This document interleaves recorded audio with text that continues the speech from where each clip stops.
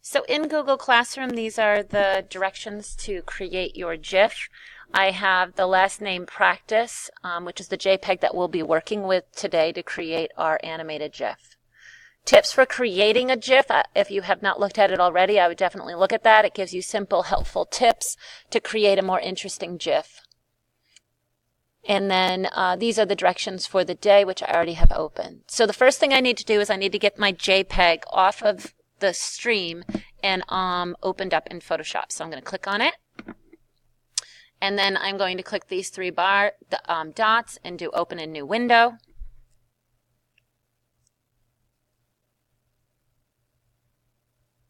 And then once this window opens, I need to click the three dots again and click download. Here's my file on the bottom left side of my screen. I click once and it automatically launches and loads in Photoshop. I want to save it as soon as it's open, so I'm going to do a file save as, and I'm going to rename it my last name, which is Farrell, and I am going to change it to a Photoshop document and navigate to the correct folder to save. These are the directions. So again, these are helpful tips. In Google Classroom, you'll see that presentation. I would just check it out. But these are just four of the helpful tips that I thought were important for the project that I highlighted on the top. Opening last name practice.jpg. We've already done all of these steps. We located it in Google Classroom, launched it in Photoshop, and saved it last name practice. So to start creating our GIF, the first thing we need to do is we need to open up our timeline window. And then we need to click on Create Video Timeline, and then these three squares, and change it from 0.5 seconds and forever. So I'm going to go into Photoshop. I'm going to open up my window, which is a timeline. And then again, here's that button that I want to click on. And this view allows us to work with different audio tracks. We're not doing that. We're just doing a simple animation. So we're going to click on these three squares, so all I see is frame 1. Frame 1 is right now 5 seconds long, which is too long. I'm going to change it to 0.5. You can adjust it to any speed that you want at any point during the project. GIFs don't play once or 3 times. We want them to play forever, so I'm going to make sure I have that selected. And then the last thing is I want to make sure to have all of these turned off. And there's a check next to new layers visible in all frames. That is helpful for other projects, but for this one it is not, so we're going to make sure that that's turned off. So now I have everything checked off and I am good to go. So we just did all of these steps here. Now what we need to do is we need to duplicate frame 1 so we have 2 frames in our timeline window, like this, 1, 2. So I'm going to come here and I'm going to click once, and now I have 2 frames. Then I can scroll down and see what else I need to do. So these are the steps to create the sun. Whenever we're adding a new object in Photoshop, we always want to place it on a new layer. So in a moment, I'm going to go to Layer, New Layer on the top of my screen. When I create my sun, I want to name that layer so it makes sense. So I'm going to name it Sun. And then I want it visible in frame 2, so I'm going to add that to my layer just to make it easier for my frame animation. So I'm going up here and I'm doing Layer, New Layer. I'm going to name it Sun Frame, and since 2 is highlighted, I'm going to name it 2 and press OK. It is a completely transparent or blank layer at this point. I'm going to go to my color picker and click on the top square. And I'm going to change it to the color that I want my sun to be.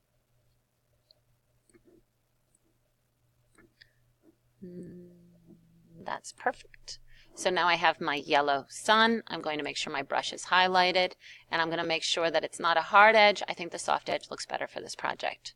I press enter, move my brush onto my project, and I'm getting it to be a little bit larger by using the brackets, which are located next to the letter P.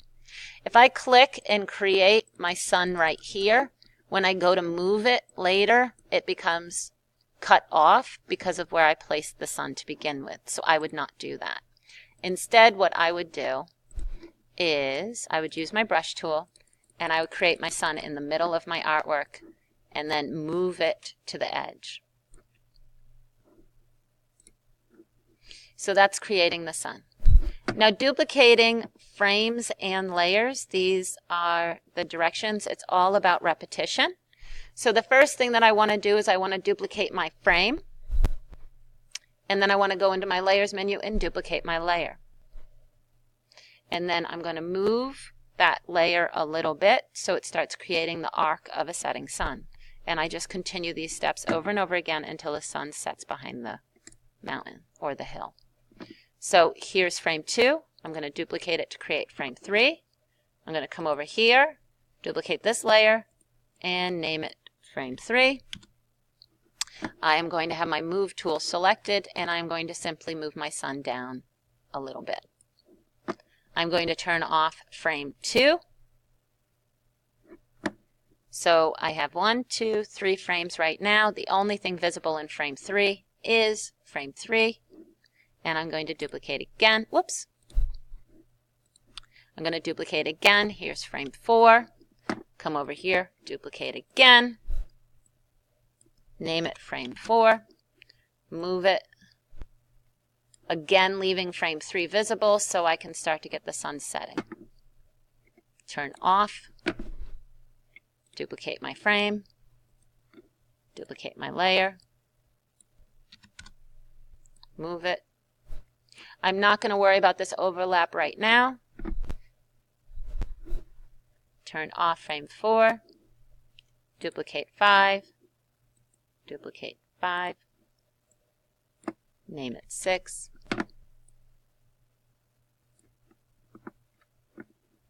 And I believe we are done. So here's 1. Nothing is visible except for the background. Here's frame 2. Only the background and frame 2 in my layers menu should be visible, which it is. That's great. Frame 3, again, only frame 3. 4 is 4. 5 is 5. And 6 is 6. So I want to erase this area where the sun is overlapping. So I'm going to zoom in, and I'm going to switch to my eraser. I'm going to make sure it's a hard edge eraser, which it is. And I'm going to go in and I'm going to erase where the sun is. And I'm going to leave so just a little bit of it is still peeping over the mountain.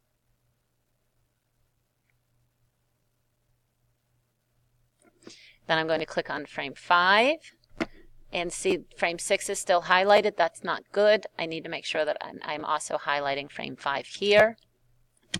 And I'm going to erase, leaving just a little bit where that mountain is. I'm going to do Control 0 to zoom out. I'm going to press play. And there's my sun setting. Again, I believe that it does a nice smooth track down because I left the last layer visible, allowing me to figure out where I want the next layer to fall so that it isn't hop, skipping, and jumping around the sky.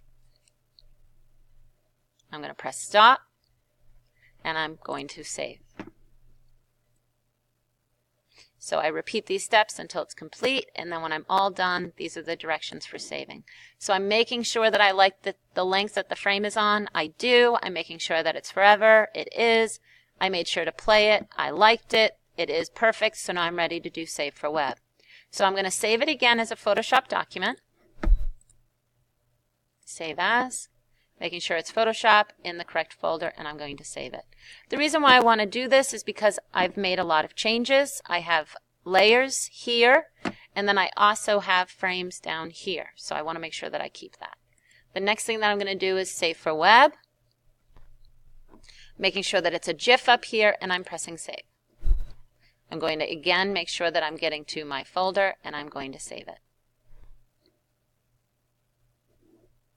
I can minimize these, and I can go to my folder, if I can find it on my desktop.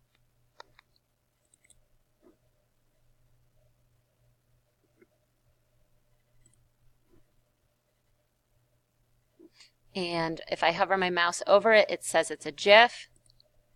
And if I open it,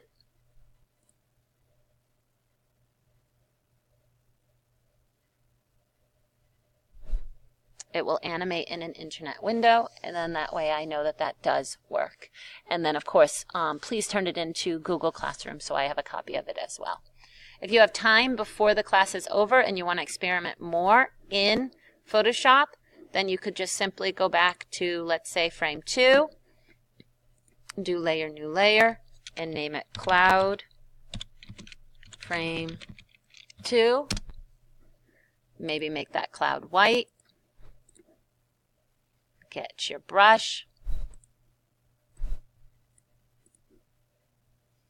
You can click to create your cloud. You could even make it bigger.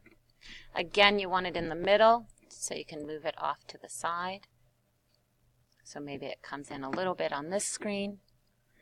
And then you can click here. Turn that on so you can see it. Duplicate layer. Move it to here. And go back. And then duplicate layer. Name it 4. This one should be 3.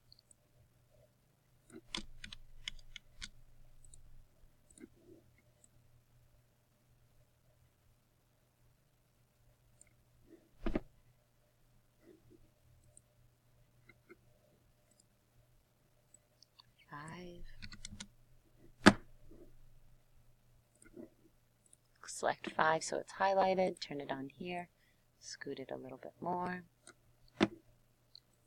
duplicate, 6. So you're on you're on frame 5, so only layer 5, frame 6, only layer 6. And then start from the beginning and press play.